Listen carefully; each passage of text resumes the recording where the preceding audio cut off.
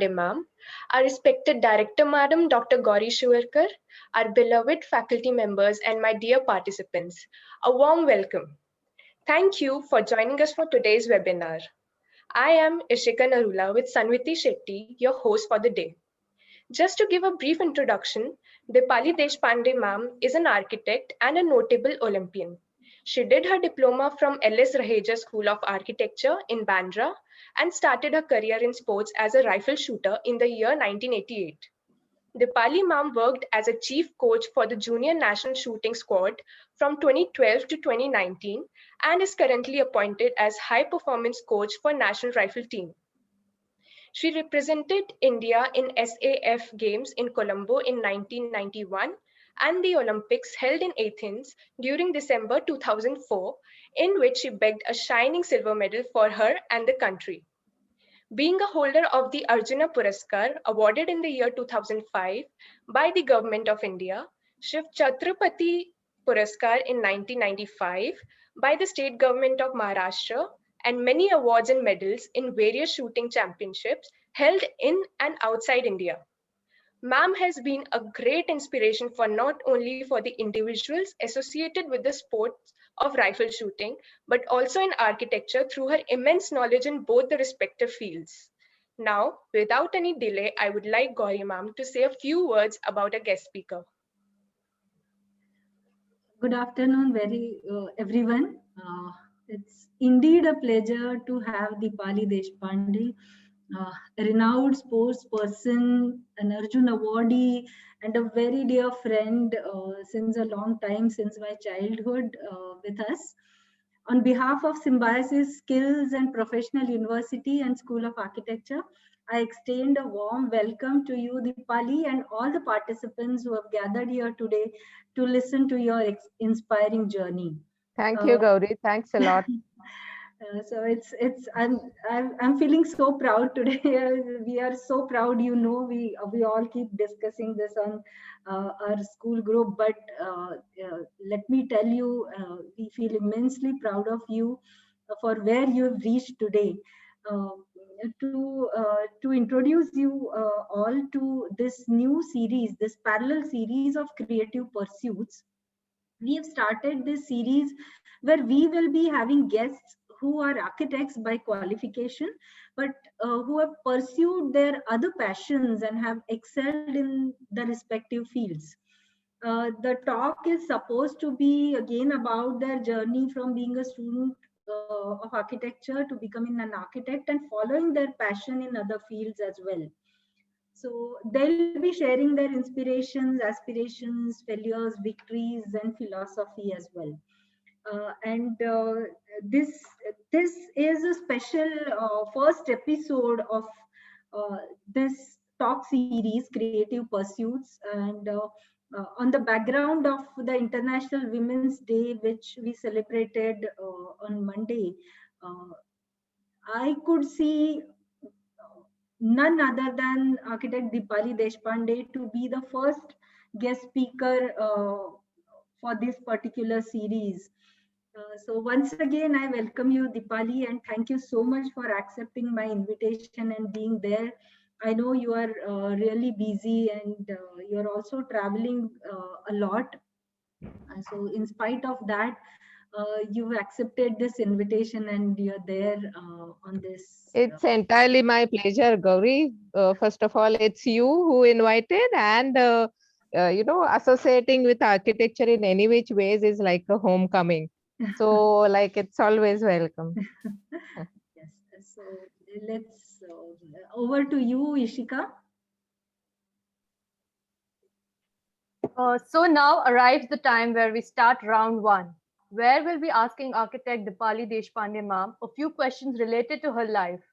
Ma'am, we'll be needing your permission to start the interview. So if you may Yeah, please. yeah, perfect. And I must thank Gauri, and I'm sorry I forgot the name of the girl who introduced me for a kind introduction. Ishika. Yeah, Ishika. So, ma'am, childhood plays a very integral part of our lives because we get most of our learnings from the early stages. That is when we get most of our ethics and morals from. And sometimes we even wish to go back to that world full of dreams when we did not have to worry about anything. We were fearless. And as very little is known about your childhood, we all would like to know how your childhood shaped you in becoming who you are right now. Generally when I'm interviewed, I get a questionnaire. I'm so glad to receive yours because nobody ever asked me this question about my childhood. And first time I actually, reflected on the times that I spent. Like we, of course, as when you grow older, you always have fond memories of your childhood and you reflect on it, but I didn't really seriously think about it, what effect it had on my personality as such. But this question really made me think about it. And it was amazing how, like, I realized how, what kind of effect I had because of the childhood I had back then. Of course, now your parents or, the people of my age must be telling you that we had a gadgetless and what a pizza free life, a very simple life we live.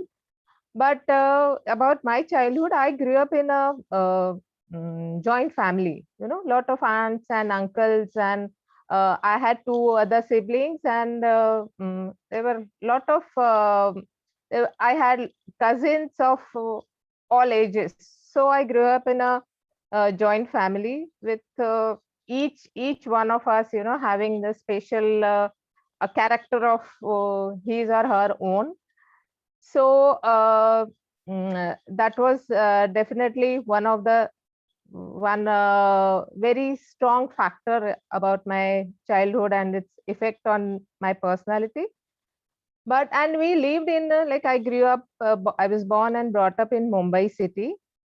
But if any of you had ever studied Mumbai, there are small clusters. They are still there, like they have still survived lot of Mumbai's growth.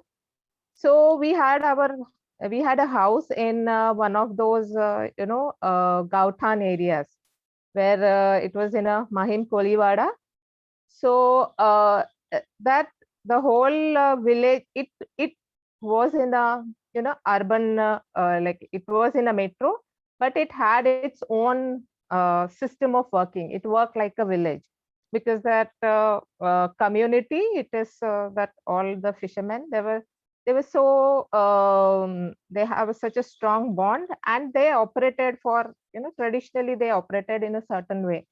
So our neighbor was the village head, and so a lot of their meetings would happen in, on their verandas.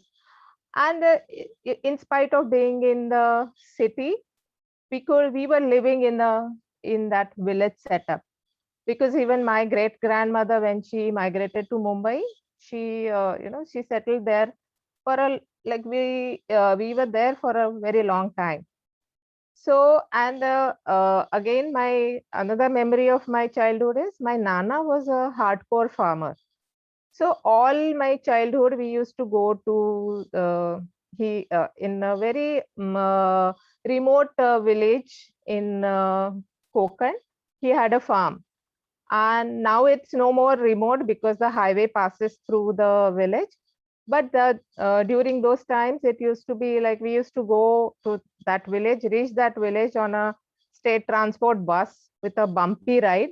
And from the road also, we used to walk inside around 700-800 meters, crossing some farms, and then crossing a stream, and then through through the forest till my nana's farm. And we used to work with my nana on his farm. He would have a to-do list. We practically built his house, like we all the kids, like we three, my brother, my sister. And then when we were visiting, my other cousins would come, and then the entire kids gang would my nana will guide them, and we would do some work for him. So when you have, and no electricity, no toilets, and forget any kind of outside food, just whatever is grown on farm we used to eat. but we had such a wonderful time there. So I think I was kind of a little healthier kid in the family. So I wouldn't call myself a bully, but I was pretty aggressive and outspoken. So all these, the environment that I grew up in, that fed that aggression also, that, free spirit also. But there is fourth corner of all of this is my school. It was Balmohan Vidya Mandir. It was, we had some brilliant teachers, and this school and my school friends, like your Gauri ma'am is part of that group. So to be very honest, that school and that school friends actually tamed me, I can say. And I am really grateful to those that group of my friends, and of course my mother, who directed all my aggression and my energies in the right direction. So what I learned from all these, when I was thinking about all this, my parents never tried to influence the way we live, or they never told us that this is right and that is right. They were all okay, whatever, wherever we went, to whoever we went with. But what I learned from all of this was different people live, have a different way of life, and all is okay. So when I grew up, it was I was very confident about myself. My choices were not influenced by the status or living conditions, or even sometimes the difficult situations, because I was always confident that I would handle them. I'd been seen lot of things, lot of things from since my childhood. I've seen lot of people, lot of sometimes some fights when you are when you interact with so many people. So I think that's the best thing. That's the effect that my childhood had on my personality. It made me free, made me very confident, and very adaptive to the surrounding to the surroundings. So nice. You reminded me of those days as well. Ma'am, as I had a question, as you told that your mother helped you in putting your aggression towards the right direction. So was it sports? Because I am a sports person myself. I used to play during my school days, and I am full of aggression, and that's why I chose sports to, put it into a good use. So I really agree on this. So yeah. Yeah. No, actually, you know what? I'm very much like my father, and my mother is a very simple woman, and a very uh, quiet and calm person. So I can understand, like I can now, being a mother myself, I know how tough it had been for her to, bring up a child like me. But because of her, I always aspired to be, I always felt the difference between me and my mother's nature, and I always tried to copy her, or sometimes to please her, to behave like her. Okay, I need to calm down, I cannot shout like this, and so many other ways. And she would never scold me, or she was a very smart woman. She would like anytime, she would never tell me what to do. She'll just let me do things, but whenever she felt that I'm crossing, going close to the limit, she would just pat me back on track. So as I grew up, of course, you don't realize it then, but as I grew up, and I so many times I think of my mother, because she's so different than me. So I realized that these are the things she did as a mother, and it really kept me in check, kept my uh, enthusiasm, aggression, everything under check.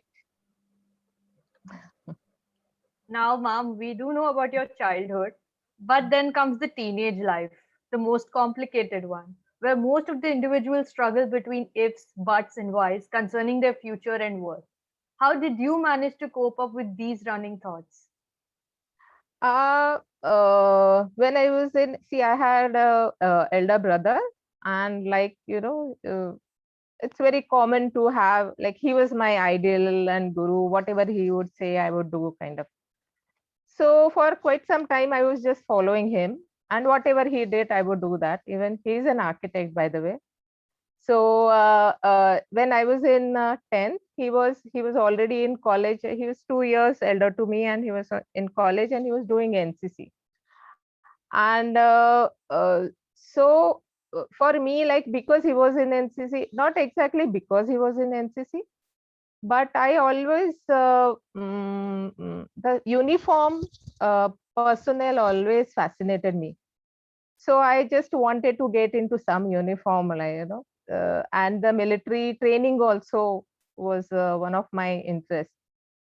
So because of that, and there are others in NCC, they make you get a chance to do a lot of other adventure activities also. So that was my main interest.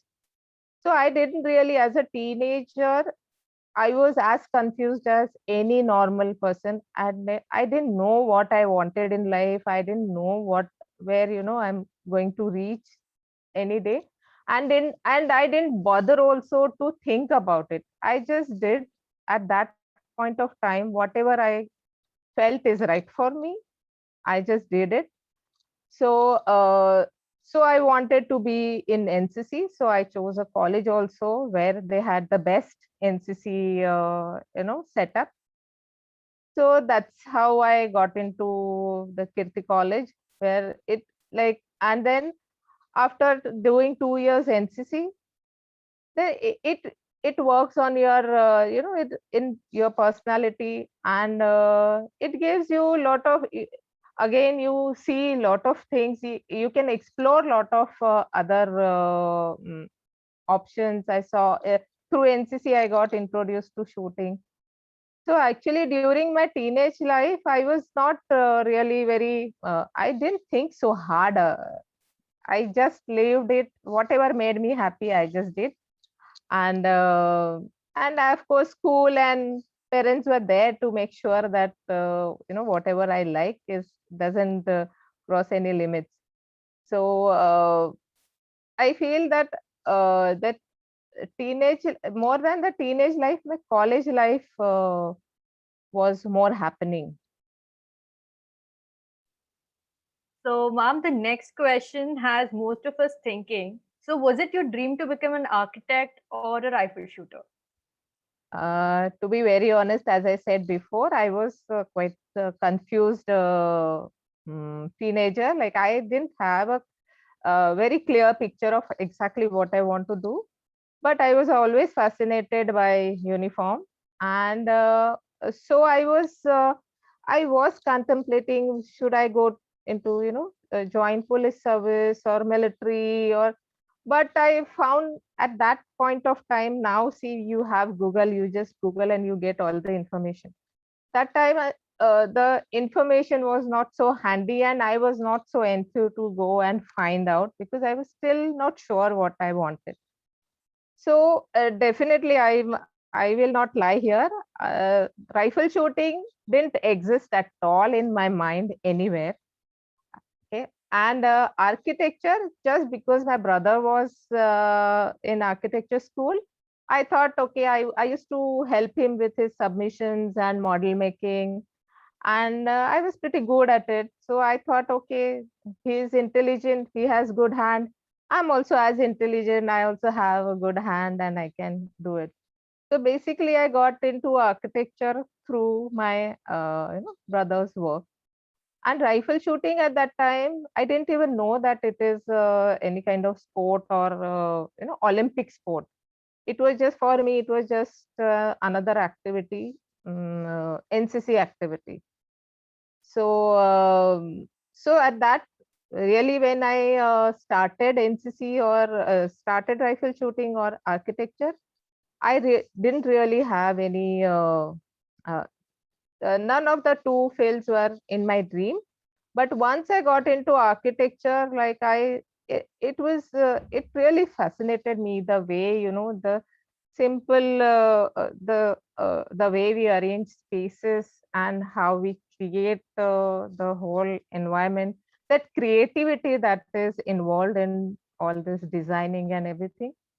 And I felt, yes, I like, this is my career option. But that happened only after I got into architecture. Ma'am, the next question marks about like college life marks the new chapter of our lives. It is just like promoting to a higher post. We would like to know tips and bits of how your college life was. My college life was very, very busy, because I used to if you in junior college, of course, I was totally I just mm, I was whole time I used to be on in the ground with my NCC friends, or doing some NCC activity. But when I joined architecture, then of course I was very much interested in all the activities of the school. And at the same time, at the same year, I would just tell you how I started shooting. Because on in after 12, I'm not a very I'm not one of those I'm not a very studious person. And in 12th, of course, I got a very bad grades. And then and I didn't, and as I said, I was very confused, so I didn't really and uh, right from childhood, I had always been very independent. I didn't like my parents to come with me, to drop me anywhere or pick me up.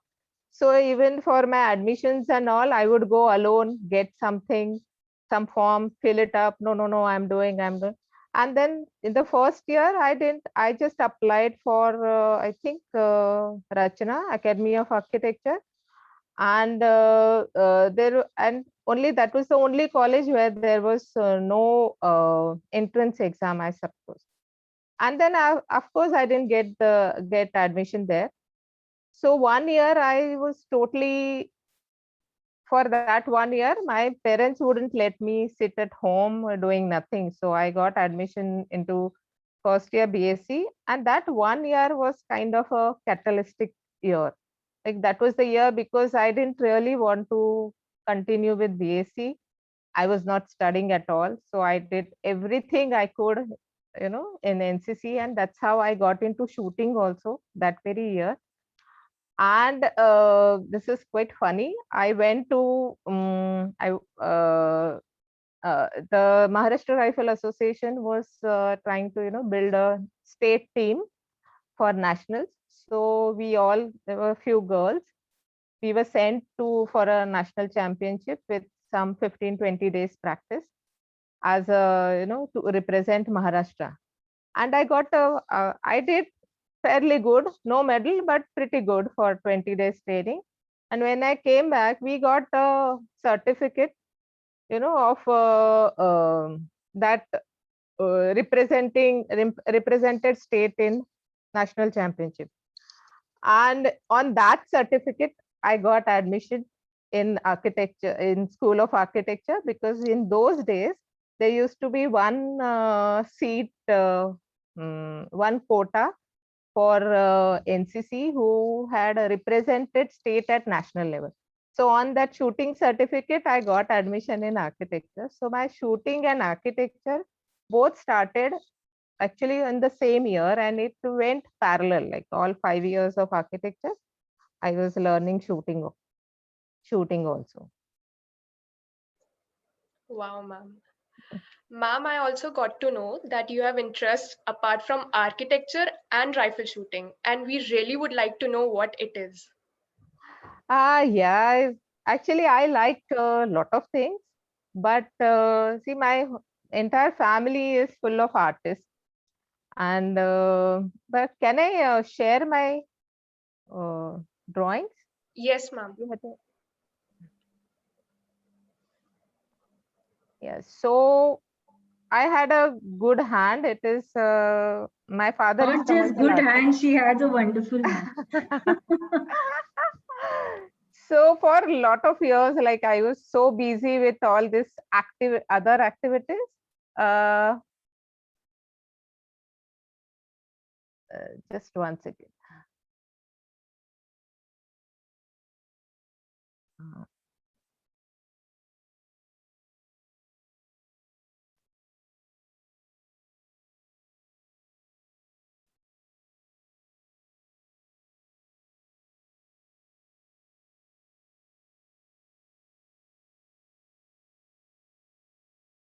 Uh,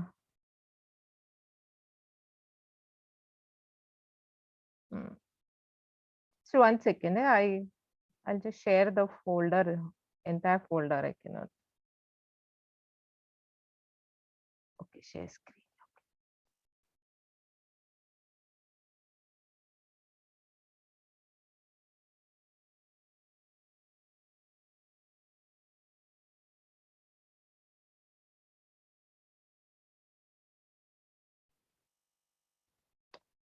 Yeah, so these are some drawings. Most of these drawings I did during I should thank lockdown and Corona, because that was the time when I actually got a lot of free time, and I tried all this. I always enjoyed drawing portraits, but this is my first watercolor portrait, and these are all my shooting friends.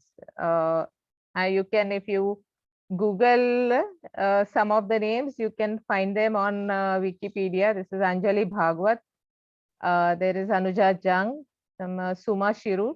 Suma Shirur and Anjali Bhagwat were my teammates at Athens. We went to Athens together. And in the center is Koeli Ganguly. She's from Kolkata, and it was her 50th birthday. So I made this charcoal sketch on a big canvas. I think That is 2 feet by 4 feet. It's charcoal on a canvas. fantastic. Yeah, it's this big. And this is also, it's a charcoal on canvas again. Wow. This is charcoal on paper. These are my in-laws. It was their 25th wedding anniversary, so I gifted this sketch to them. They look very realistic, ma'am. Very Yeah, realistic. Very realistic. This is my daughter, and actually this was my first charcoal sketch. I tried some in during this Corona, in the initial lockdown stages. I couldn't sleep at night because suddenly the routine changed. So I just tried it on a black paper, and from this onwards, I actually realized that I can really draw well. So I should try more of drawing. What are you saying? Yeah, this is me. This is again charcoal. I love to work on charcoal. Now this is one of my nieces. So this is her picture and the sketch I made. There's hardly any difference. It's again charcoal. Wow. This is a pastel. And this is, we went to Innsbruck once in January, where everything was covered in snow. So I just did the sketch there. That's it. Wow. Wow. Okay. Ma'am, I have to say, your first watercolor painting which you have showed, it doesn't look like your first watercolor painting. It looks like as if you have done years of practice and then you have made that painting. Now I am going to try more of landscapes in watercolor. Can you stop? No, I Screen can't. share. Yeah. Screen share? I can't stop it from my side. Meenal, madam, can you do it from your side? Stop. Can you stop the screen share? Yes, ma'am. Wait, just a second.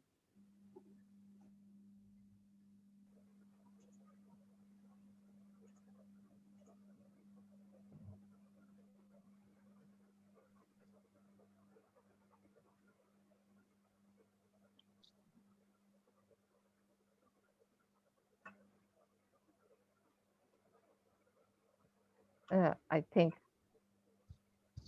Ma'am, should we proceed further? Yeah, yes, sure.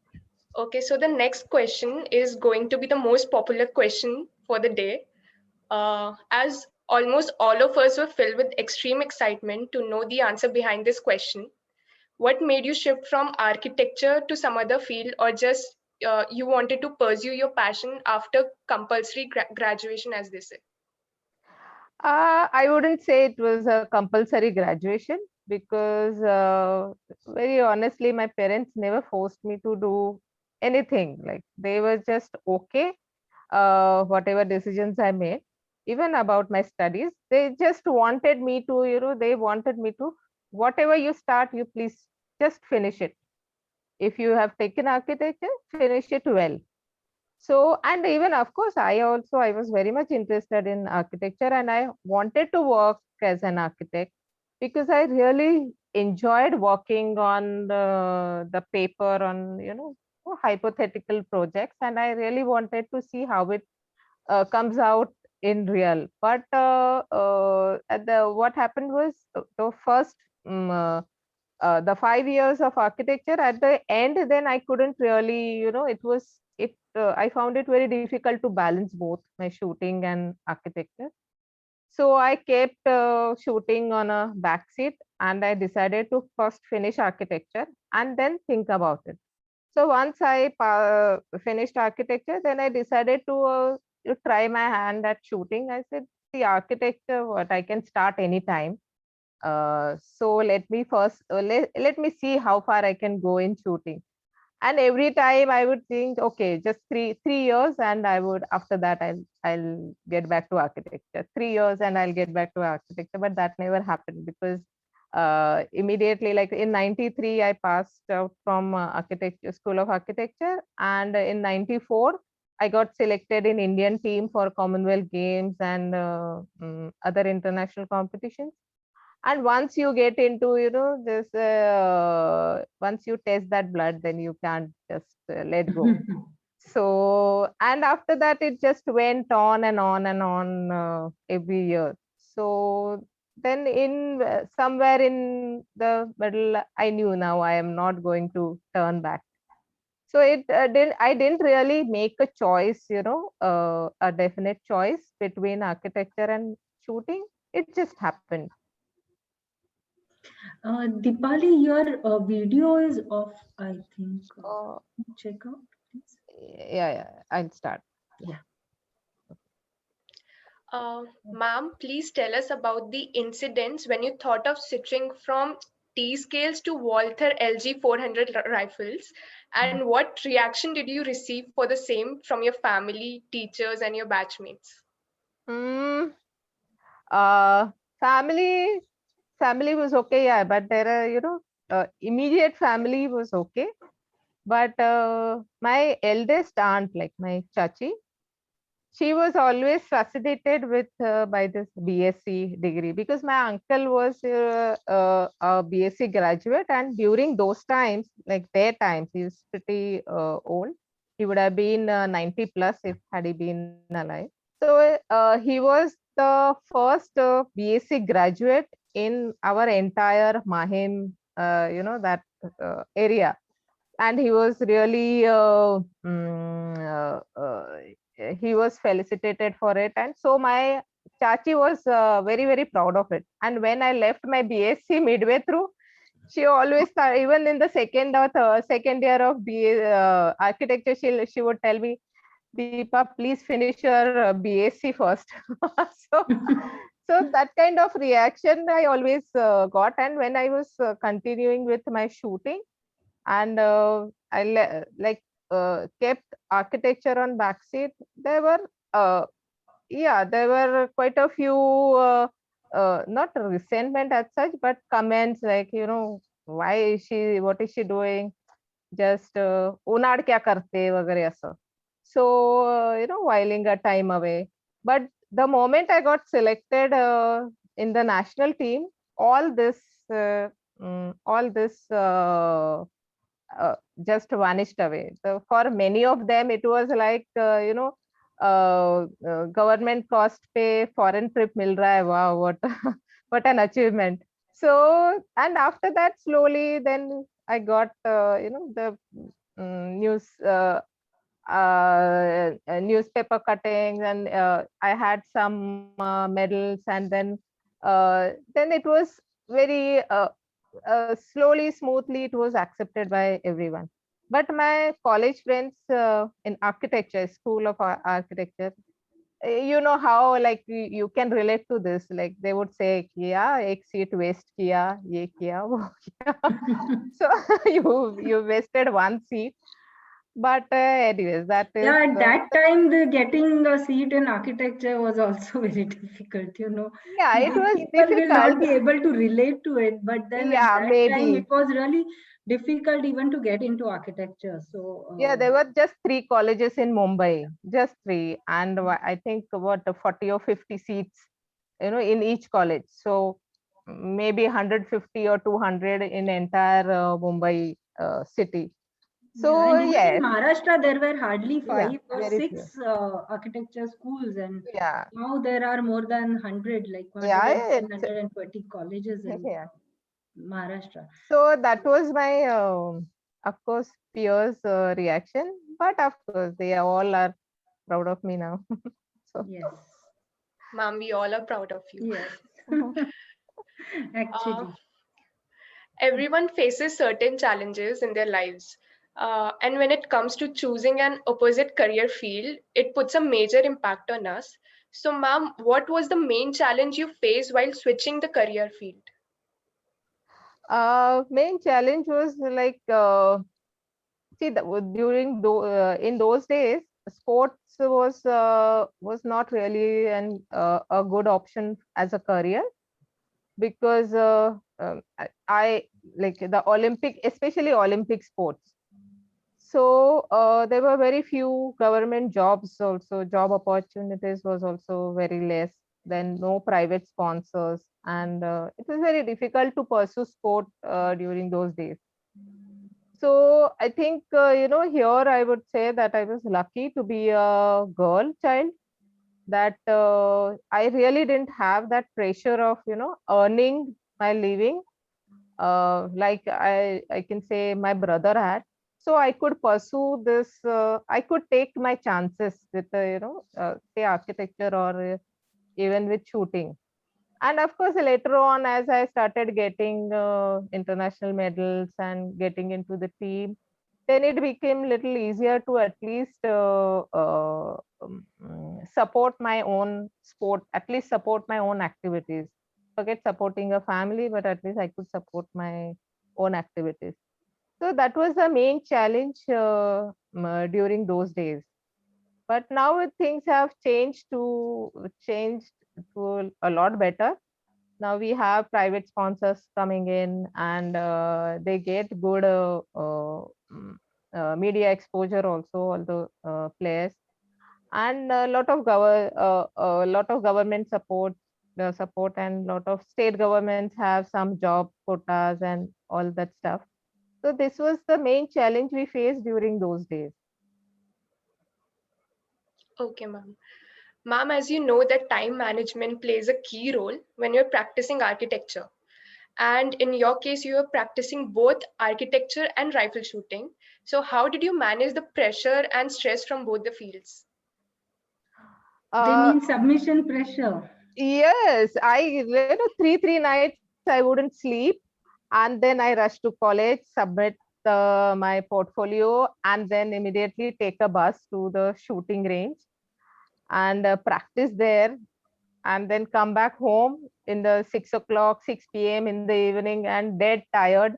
And sometimes I would have, just a morning, whatever, little breakfast or milk or something, and go to college. And you won't believe, but I have, I don't know, I can actually count on my fingers how many times I have visited college canteen, because I never had that kind of time. I would always be rushing, from one place to another. So it was tough, but at the same time, I would say that those days, even the sporting arena was not so active. Like, now every month, almost at least 15 days, I'm out of town. and naturally even the shooters are that busy. So those days it was not so bad, but I used to, it was necessary to practice every day. So I used to attend college from 7:30 to 1, and 2 to 5 I would practice in Worli shooting range, and evening I would come back. But it definitely had a real bad effect on my health. By the third year, like, I really spoiled my health badly. I had hyper acidity, and a lot of grays you see now, they are from the third year of architecture. They are not now. So it had a bad effect on my health. But then last 2 years, fourth year and fifth year of architecture, I decided to keep shooting, on the back seat, and focus more on architecture, finishing everything in time, and participated only in competitions, just to stay connected. And after I finished fifth year, final year of architecture, then I focused fully on shooting. So basically, the time management is very, very important. As I said the other day when we were talking, that it is your call. We have time. Time rehta hai. We all have time. You just have to decide. You just have to cut down everything unnecessary, and manage it. And you can, and once you start doing this, then others also start helping you. If you are wasting your time, why would the third person would waste his time helping you? So once they, even my profs in the architecture school, when they saw me rushing, they've never seen me sitting around the college campus or anywhere. So they would also help me with my submissions, a day later, or okay, you just go and come back and then you submit. That kind of help I got from my college faculty. And that's why I could still continue shooting and finish my architecture course properly. Wow. So, ma'am, what advice would you give the young generation to choose the right career for them? Yes. Uh, right career, of course. See, more than a career, what I would suggest is, of course, you have to check, your abilities and your chances. But what I would say is, see, we all dream.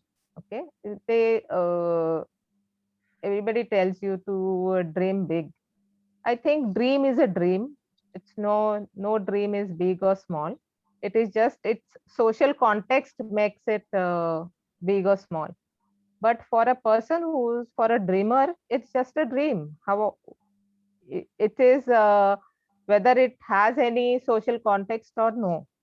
So when you dream, it just motivates you to explore yourself, your capacities, and develop your capacities to become a better person. And that way, once you explore yourself, even the career options, once you know when you are at your best, it becomes it becomes your career option in any field. So it all depends on how you look at life. Like for me, as I said, I was very confused.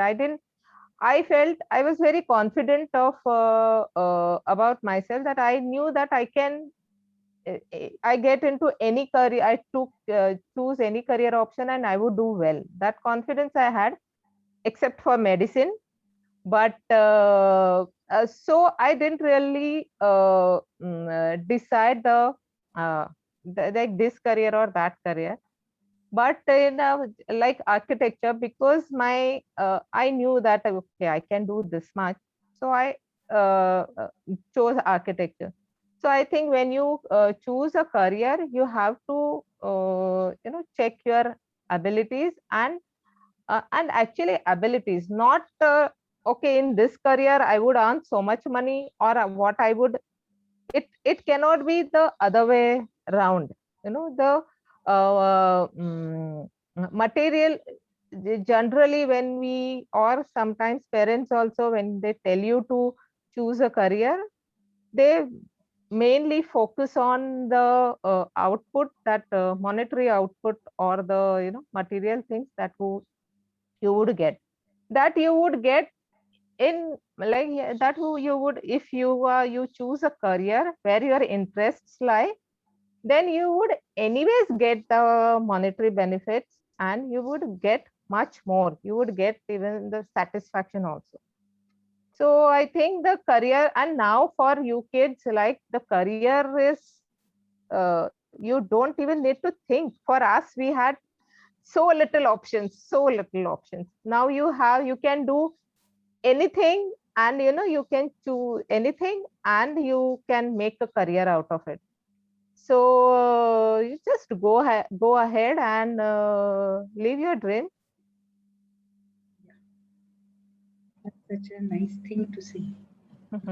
Live your dream. So true. Yeah, it is very important, because see, ultimately I'm a very logical person, and maybe that's why I chose architecture also, and it helped me in shooting also. But see, if you really think about everything about life logically, why are we, you know, it is, the whole life and everything is so man-made. It is, at the end of the day, not everything is necessary, but it is necessary to enhance our life experience. So we forget that you know, many times we forget that being happy is very important. You have dreams, of course, but when we, like, you know, sometimes the people come from small towns to become superstars to the cities like Mumbai city. But becoming superstar, you know, all the time you cannot, not everybody can become a superstar. And then you forget the you just there are always success and failure are the two possibilities of the same action. So you have to keep that in mind. And once you get into that, whatever actions you want to pursue, once you accept that the failure is part of, you know, other side of success, then it becomes easier for you to accept that failure and move on to life. And life is more important than anything else, any of your dreams. So dream, like, see, I dreamt of a uniform service, so I got into NCC. I didn't dream of NCC, but I enjoyed there. Then through that I got into something. The Olympic was nowhere near my, you know, forget the going to Olympics was not at all my dream. But it happened midway through somewhere when I saw the, you know, I saw the way that, okay, I can reach there. Now I want to go to Olympics. So your dreams keep changing, they keep evolving. So don't get stuck with one idea. Just keep your mind open, keep your options open. Life is really beautiful. And so you live it to the fullest. Very nice. Very nicely put. Yes, ma'am. Thank you, ma'am. We successfully completed with round one. Now it's time for round two, and we name it as glass half full or empty, where we'll be talking about both the positives and the negatives. Let's begin with glass half empty. We all know that architecture is one of the complex career fields to opt for. And when you started to practice rifle shooting besides your academics, it would have been a tough job. So, what negative impact that switch from a student of architecture to a student of rifle shooting affect your mental health? It definitely didn't affect my mental health. It had a positive impact, in fact, because see, architecture, and I could relate to both architecture and rifle shooting. If you have seen rifle shooting, I don't know whether any of you have actually seen the shooting match. You cannot, there is no action involved, you know, like, it's a very static sport. You just stand and shoot, and you just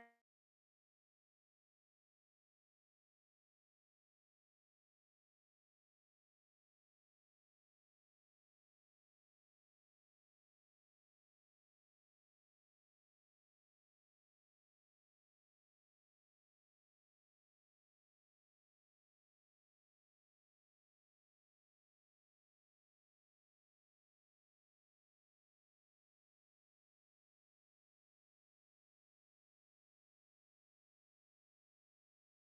have that ability to see beyond what is actually seen, to feel beyond what is seen. So I think that understanding and ability helped me in both.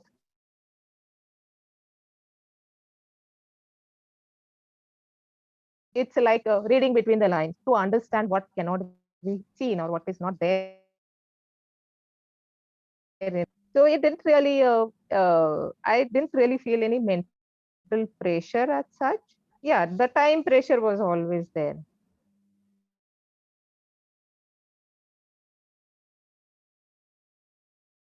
That one thing that you regret in your life, I'll repeat it in layman's language. What did you wish you would have done way earlier in your life to make it a bit smoother? One thing, I should have preserved my all my work that I did in architecture. I don't have a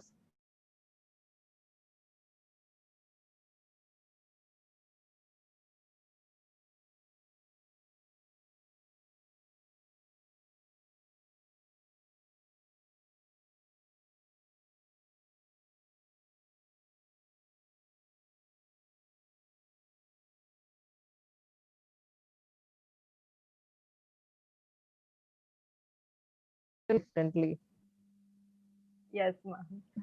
Now let us proceed towards our glass half full. So, what is the one thing that you are proud of when it comes to your position or success you have held so far? Uh, hmm, Proud of. Yes, I'm proud of my honesty and humility. And again, this humility came from my mother, I think. Always she would always see look at world from, she would put herself in other person's shoe and look at things. And she always insisted in doing it. So I feel that is a very, very important mm, uh, important quality of hers or important value that we all must instill. As you grow, as you become more successful, you should become more humble, because that uh, it it gives that halo to your success. Otherwise it's all waste. So true. Yes, ma'am. What skills have you acquired from joining architecture and how it has shaped you as a rifle shooter and performing in the Olympics?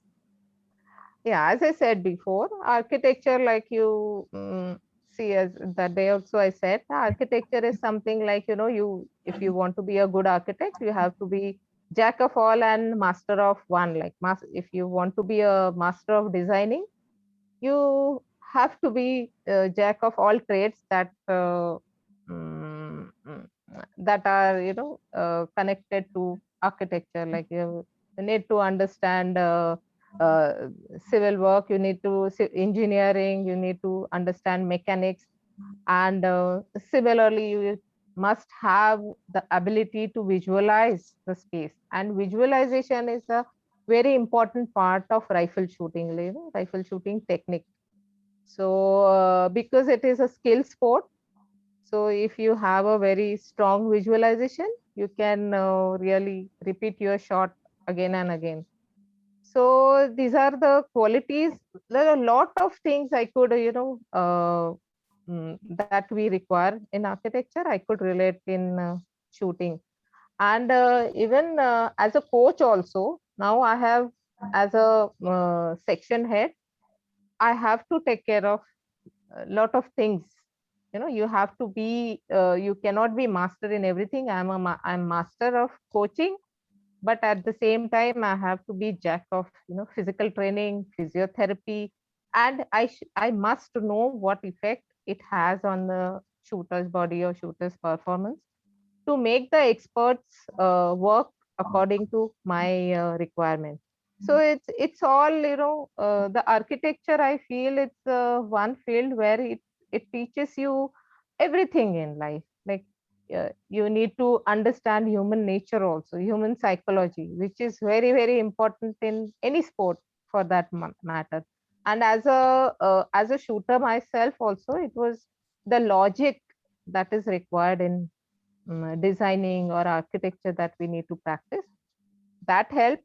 And I think I have an edge because of the mechanics that we learn in architecture, because rifle shooting is very technical sport. We use lot of equipment, and the everything, like when I keep a chickpiece on a rifle, then the pressure, everything, all the pressure points, the contact points, then the alignment, everything, I have to account for everything. And there my engineering and mechanics skill come in handy, because I understand these things. I think I understand these things better. Thank you, ma'am. Hmm. So here comes the last round for the day, which is rapid fire. Ma'am, I'll be asking you few interesting questions and we want you to answer it in one word or one sentence as quick as possible. So are you ready, ma'am? Yes. Okay, the first question is your childhood in one word. uh Amazing and free. Your architectural assignments in one word. That's difficult. Yeah, they were simple, but they were good. Your favorite architect. Uh, See, it's a very cliche, but FL Wright, because actually my favorite architect, I don't remember his name because it has been a long time. I made a case study on his work, but I tried to Google it. I couldn't find it. Today I was very busy, so after coming back, I was trying to Google it. I couldn't find the name. But anyways, I liked FL Wright's work also, because because I can, my thought process, or the kind of architecture I would like to do, I can relate to his work. Okay, ma'am. Ma'am, your favorite structure. Again, Falling Waters, because and that is my favorite, because see, I had, when I got into architecture, I never really went to a library, and I didn't know anything about architecture as such. Whatever I knew, the only design I knew was nobody else's. So the first assignment we got was dream house, and I designed a dream house, some pyramidical, the two pyramids.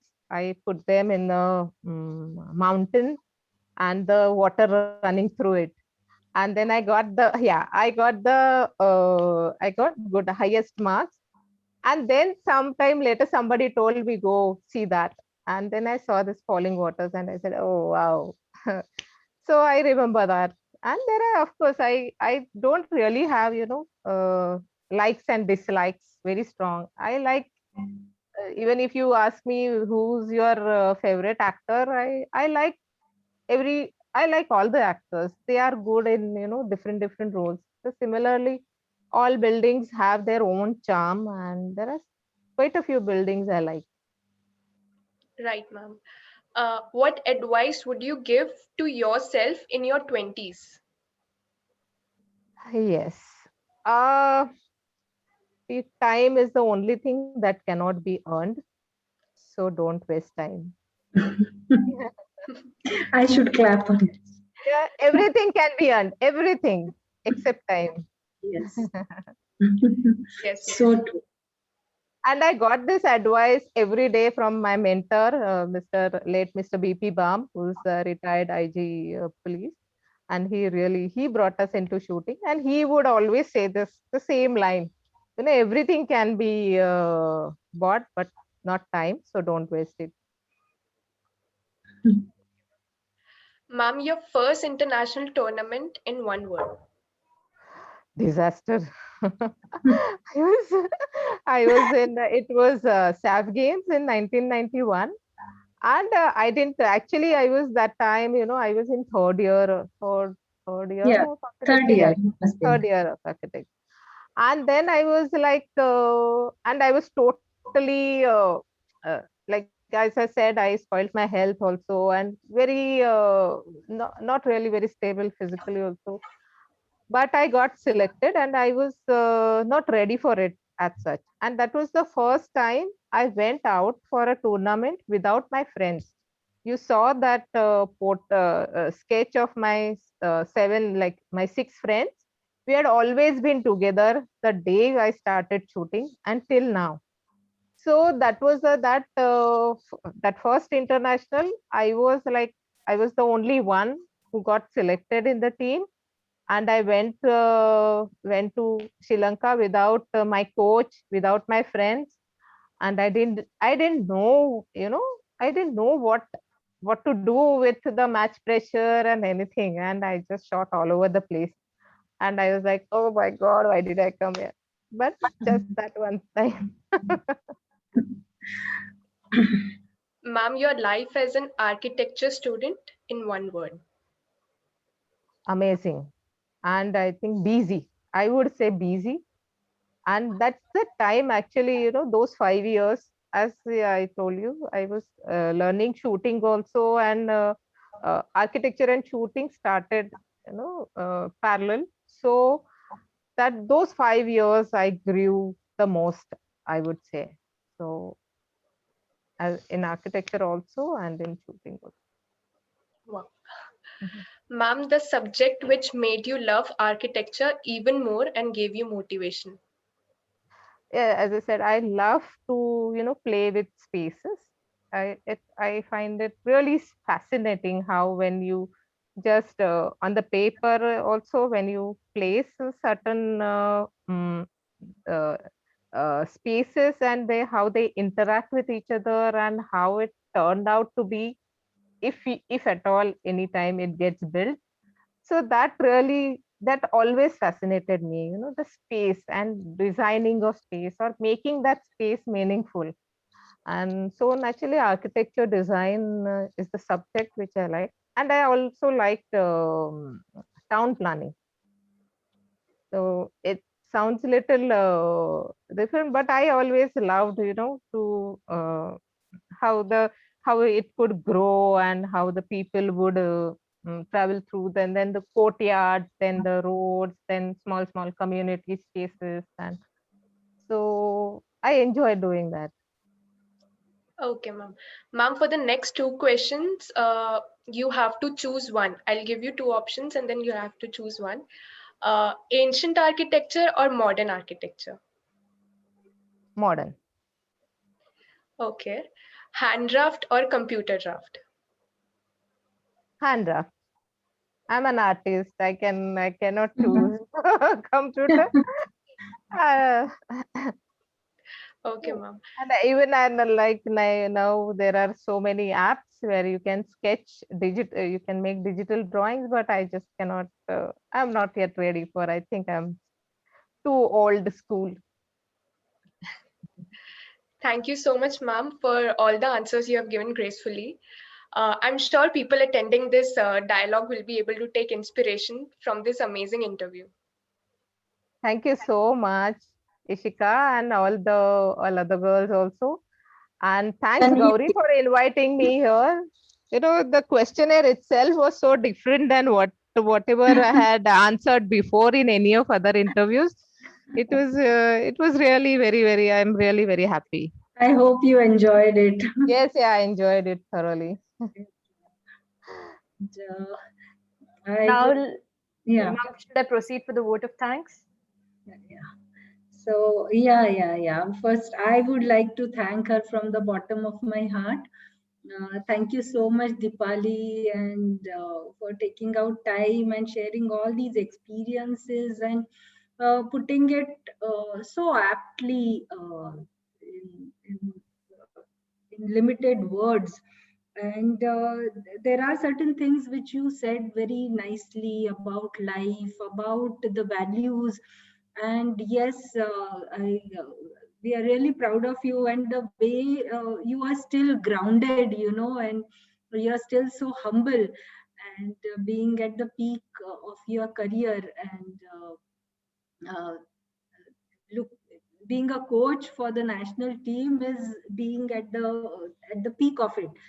And we are really, really proud of you. And at the same time, your values being honest, and being humble, and following humility is, it's those are the highest values. And I think every person, if they follow these values, then this world will be a beautiful place. Just as you said, life is beautiful and one should live it to the fullest.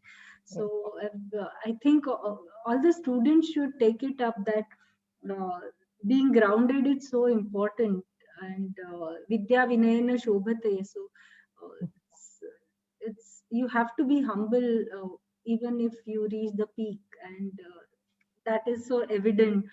And I think calling you here on this platform, uh, on the background of Women's Day, that uh,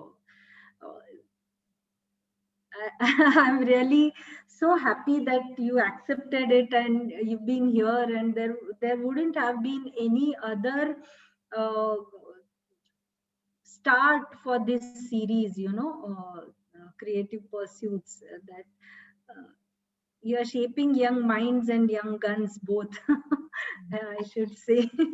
So Yeah. thank you so much for being here. And I would also like to take this opportunity to put on the record my sincere thanks to my entire team, and Ishika and Sanviti also, to carry it out so wonderfully. Thank you so much, ma'am, for giving us this opportunity. Yes, Yes. ma'am. Thank Thank you, you. ma'am. Yes. Thank you all, and it's really my pleasure. And do all the young students who are watching, do watch us during Olympic Games. These are, these games are happening on the COVID background. So we are we are doing our best, and cheer for our team, and do watch us, Yes. during games. Yeah, our best wishes are with you Thank you. and your team, and we know you will bring all the accolades so back home. So all the best. Thank And you. Thanks a lot. Thank All you, the best, Gauri. ma'am. All the Thank best, ma'am. you. Thank you, girls. thank you so much, everybody, for being there. So next is a very special guest. Next on this series is Remo Fernandez, the famous singer, who also happens to be an architect. So the date tentatively is 10th of April, but we'll be declaring the final date soon, by the end of next week. So see you One all. of my favorites, Gauri. So I'll share the we link with you. danced. Please be We there. danced on his live band in one of the staff games we had in Chennai, and we were not allowed to go out to watch it. So we were, hiding behind the rack of chairs and dancing there on our own. So I still remember that. Yes. So, Okay. so please do attend. I'll share Yes, the link sure. with you, and Yeah, we'll sure. be glad to have you on board on that day. Yes, sure. Okay. Okay. Bye-bye. Bye. Take care. Bye. Bye, Yeah. Gauri. Bye. Bye. Thank you so much, everybody, for attending this event. A few of our friends are also attending Dipali. Okay, yeah. I So thank that them all, for yes, what I yes. am today, for taming me. Yes. Okay, chalo, bye. Thank you so Bye. much, Bye. everybody. Yeah. Bye. Thank you so much, ma'am. Thank Thank you, you. ma'am. Bye-bye. Bye. Bye.